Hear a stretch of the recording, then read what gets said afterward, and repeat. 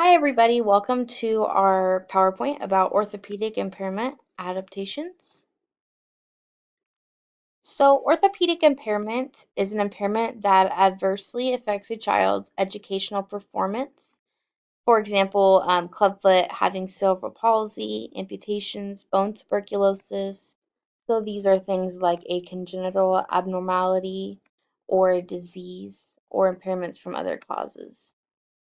Most of these students have no cognitive, learning, perceptual, language, or security issues, and it is extremely important that we remember to still assess the severity of their impairment and challenge them accordingly within the classroom.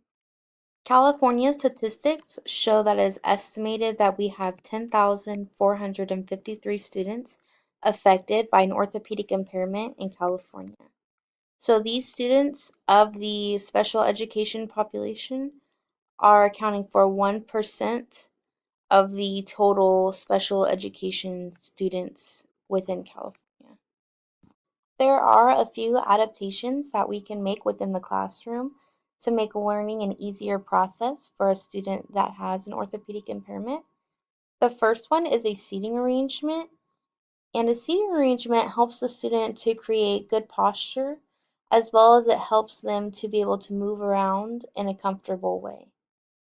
Students with an orthopedic impairment struggle with fine and gross motor skills, so having these seating arrangements can help the student stay focused on the development of these skills and pay attention to the lesson. Assistive devices are also extremely important for students that are struggling with this impairment. It is including but not limited to things like speech recognition software, screen reading software, alternative communication devices, academic software packages, and walking assisted devices. Creating a physical environment that allows a student to easily interact with their peers is the first step toward creating a welcoming, safe space for learning to occur. It is really important that the student is in regular classroom activities to provide learning and classroom environment that fits their needs. Communication between the instructor and students' parents and case manager are also very important so that we are creating an environment that really helps promote the student's individuality as well as be the safest and least restrictive environment that we can put these students in. Students with orthopedic impairments should always be presumed competent, and instructors should encourage participation. We need to be able to modify our lesson plan and activities so that students with the impairment can participate with their classmates. So again, we are creating that least restrictive environment for the student to be in so that they can thrive.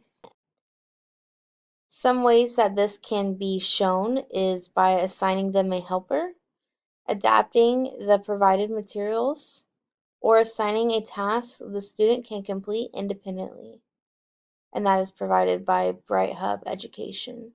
This ensures that the student can learn with their classmates and stay on level with them throughout the class.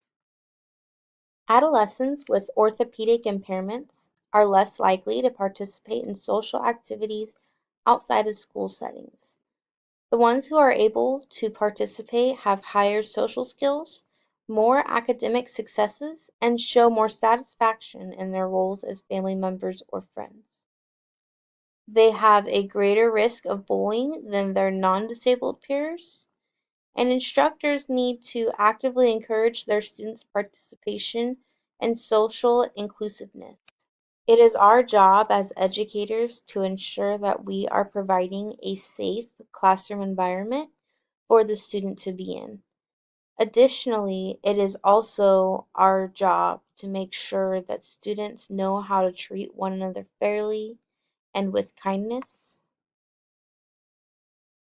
That is the end of our PowerPoint. So hopefully this presentation helped you understand orthopedic impairment a little bit more in depth and gave you some ideas about how to make adaptations in your own classrooms.